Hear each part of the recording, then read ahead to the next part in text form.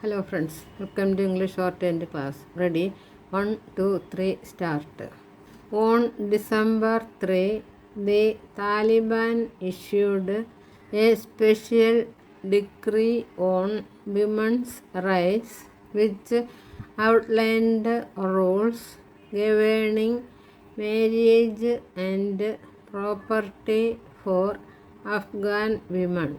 The decree stated that adult women's consent is necessary during marriage and that a widow has a fixed share in her husband's property. Though a welcome move, the decree in its practical form does little to solve the larger problems before the women of Afghanistan. For instance, at no point does the decree explicitly talk about the widespread issue of child marriage that has been prevalent even before the Taliban came to power and continues to be an issue of concern for the international community. According to a UNICEF estimate, November 2021, 28% of Afghan women aged 15 to 49 years were married before the age of 18. And these numbers have only risen with the COVID-19 pandemic, the ongoing food crisis, the onset of winter, and political instability. The decree also contains levels of ambiguity in the sense that while talking about the consent of adult women, it does not specify who can be classified as these adult women.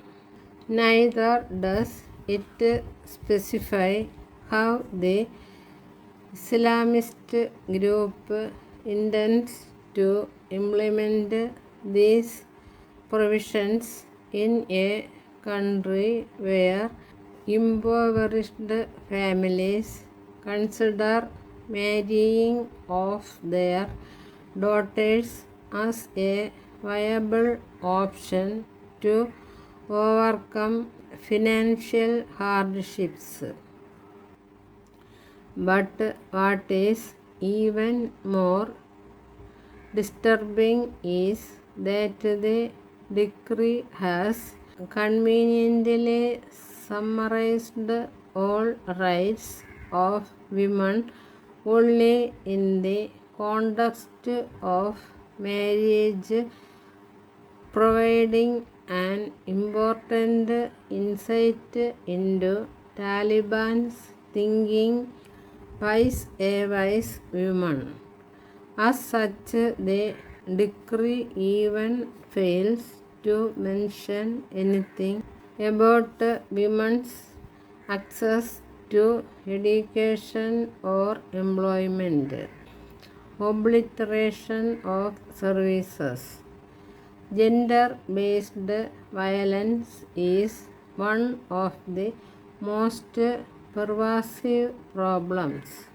Studies suggest that nearly 87% of Afghan women experience at least one form of violence, physical, sexual, or psychological, and almost 62% experience multiple forms. But prior to the Taliban taking over the country, many women and girl survivors of gender-based violence had access to shelters and essential services such as medical treatment, psychological support, and pro bono legal representation. Survivors were in fact granted access to the system through the provincial and capital offices of the Ministry of Women's Affairs and the Human Rights Commissions. And even though these systems were not entirely perfect, they did assist thousands of women in Afghanistan each year. Under the Taliban, shelters are being closed and detainees being released from prison, which includes many of those convicted of offenses related to gender-based violence, thereby endangering the lives of the survivors.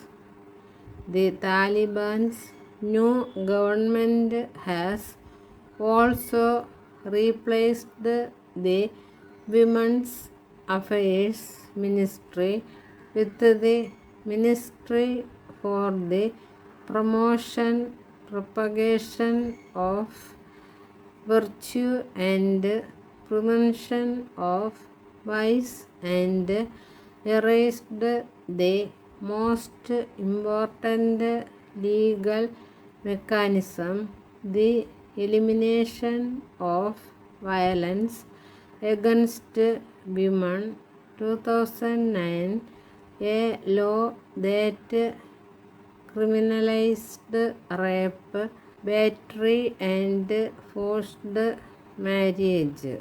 Thus, extrapolating from these examples, it would be correct to state that within 4 months of being in power in Kabul, the hardline Islamist group has adopted stringent policies that considerably limit women's rights and freedoms in Afghanistan. Dress codes, a bar on education and employment, confinement to the domestic sphere, and curtailed access to services. All these moves are nonetheless a true exposition of the Taliban's seriousness on granting liberty to Afghan women. After all, the leopard has not really changed its spots.